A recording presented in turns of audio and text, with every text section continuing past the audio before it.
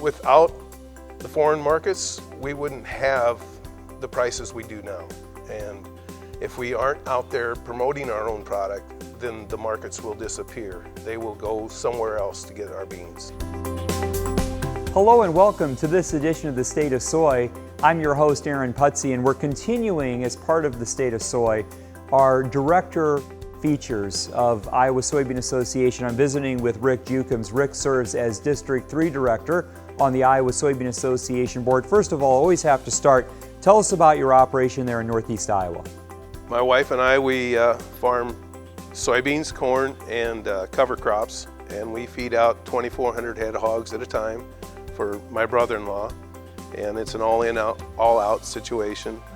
For cover crops, we've got rye on our corn stalks so that we can no-till soybeans, and we've got oats on our soybean stubble so that we can no-till corn in the spring. So I notice as you talk about your farm, the conservation efforts that you're using on the farm are just part of your description. Very important to you. Why? What do you source as the root of why conservation is so important to you as a soybean farmer? During the 80s, we had some rain events that I noticed the soil was going clear down to our work level. We were losing soil.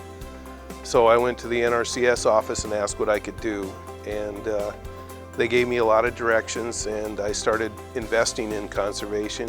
And they asked me to serve on the board, so I'm a Soil and Water Commissioner for Butler County, and I'm also on the FSA committee for Butler County. And we've got a shallow wetland area now. We've got filter strips, we've got prairie strips, we've got buffers, terraces, just about anything I can do to keep the soil where it's supposed to be and to help clean the water to go downstream. And it really goes hand in hand with production of soybeans.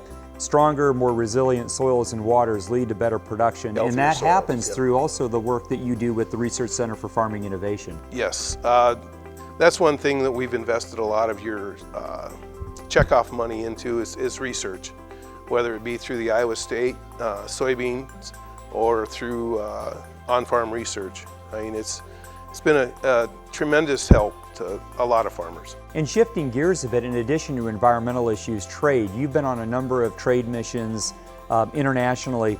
Talk about the importance of moving those beans to markets in other places other than domestic. Without the foreign markets, we wouldn't have the prices we do now. And if we aren't out there promoting our own product, then the markets will disappear. They will go somewhere else to get our beans. So for soybean farmers who are listening to our conversation and maybe haven't tapped into what their checkoff is doing for them on their behalf, what's your recommendation to them to get more involved in the work of ISA and the checkoff? They can do almost anything. They can do on-farm research. They can be part of the Soy Squad, which is a communications squad. They can be a DAC member and get involved through the policy part of it. There's a number of things to get involved with. So again, we encourage farmers, leaders, start someplace. Start with Iowa Soybean Association, get involved. A District 3 Director, Rick Juchems, is a perfect example of that. Reporting for the Iowa Soybean Association in this edition of the State of Soy, I'm Aaron Putsey.